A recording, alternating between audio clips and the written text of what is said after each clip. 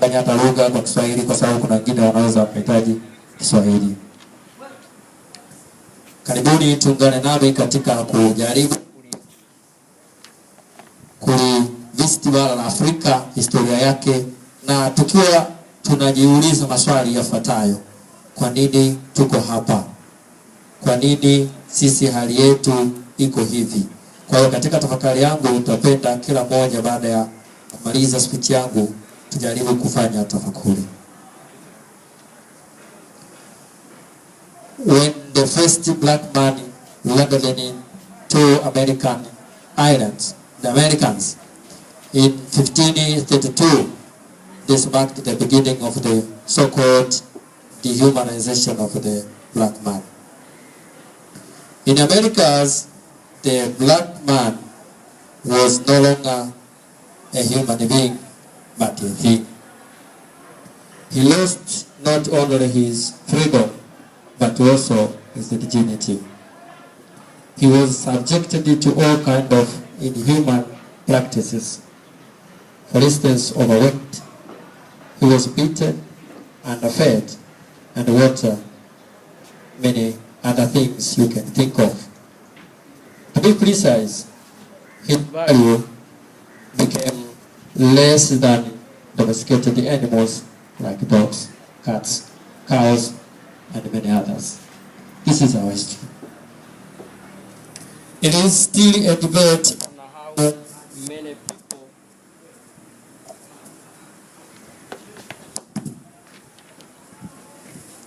let me proceed. It is still a debate on how many people landed alive in Americas. But whatever the case, a lot of people were uprooted ruthlessly from their motherland, that is Africa. Whoever was caught and sold to the European ship, his or her life started to be a life of torture, brutality, insults, oppression, and other many exploitations.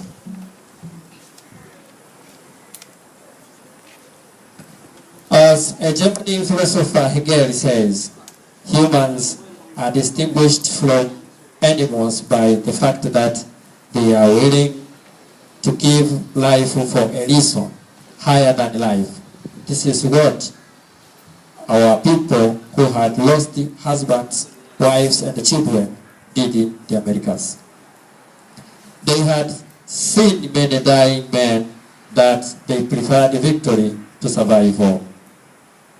So there was a lot of struggles against the conditions they were subjected to. Struggles were in forms of protests, killings, violence, and many other forms of struggles. As every age has heroes and heroines, men like Marcus Garvey, Dr. Dubois came up as the heroes of that age. Their efforts marked the beginning of Pan-Africanism as the organized movement. So when we are speaking of the Pan-Africanism, we are trying to trace what was the background of this movement. Although a lot of meetings were organized out of Africa, the 1945 Pan-Africanism Congress, commonly known as the Manchester Conference, conscientized the African people who vowed to struggle against colonialism. So there were a number of meetings when this movement, the Pan-Africanism movement, was organized, which were held in various countries in Europe, and of course few of them were held in the Caribbean islands. So people joined together, but the Manchester Pan-Africanism Conference shifted the wave. Now they were no longer meeting in Europe, rather they started meeting in Africa. The Europeans did not end up by enslaving the Africans in the New World. They came to colonize them. In the 19th century, the colonization process was as ruthless as slave trade. It was not easy to see the difference. The need for raw material markets, place for investment, and the cheap labor for their industries substituted our people's value. So it was worse that when they faced the problem of shortage of raw materials, markets, place for investment, the Europeans did not value our people. They accepted. They came in Africa and they colonized our people. That's why we were called as people under colonies, or the colonized people. So they were conquered mercilessly and subject to the Europeans' great interests. The order was given to reduce the inhabitants of the annexed countries to the level of superior monkeys in order to justify the settlers' treatment of them as beasts of burden. So we all know that the Europeans, when they were in our continent, they did whatever they could, and they had enough leg. They tortured our people, they overwhelmed them, they punished them, they beat them, as you can read in history, how the people in southern Tanganyika were treated during the Maji War. Elsewhere in Africa, the Helelo people, the Nama, and many other people were subjected to these colonial whip.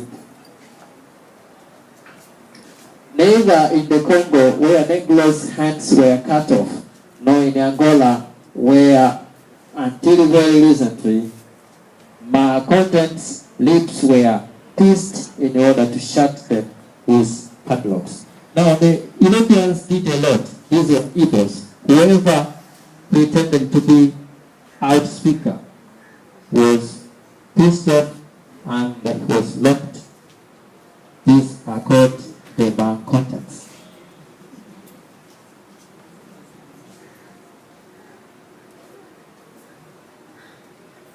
Ladies and gentlemen, our history is full of sad stories, and whoever reminds himself or herself will rarely not end up in tears. But that is our history. We have to accept it. Decolonization was not an accident to our people, but their struggle led to the so-called decolonization. It was the Ghanaians and their leader, Kwame Nkrumah, who achieved their independence or first nation in Africa in 1957. Nkrumah, the most brilliant and the far-sighted of the sons of Africa, committed himself to liberate the whole of the continent. He called a meeting in Accra, Ghana in 1958 to gear his mission. His mission was received happily by the other committed sons of Africa like Lumumba and Babu. So the shift of the Pan-Africanism from Manchester in 1955 was brought in Africa, and in 1958 the meeting was called by Dr. Kwame Nkrumah, where a number of African nationalists like Lumumba and Abdulhamid Babu attended the meeting.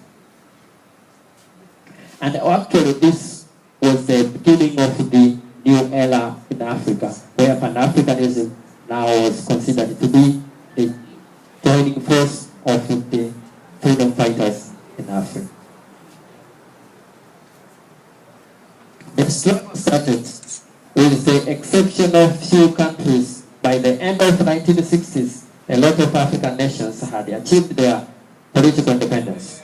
The constitutional independence is theirs, but economic liberalization has still to be won, and until it is, political independence will never be complete and will always be in danger. My brothers and my sisters, I'm reminding you that we won only the independence, the constitutional independence, but we have yet not won the so-called economic independence. We are still in chains. The Europeans are tying us, they are commanding us, They are doing whatever to subject us under their laws and under their command. So we have to fight to liberate our continent out of these chains, economic chains.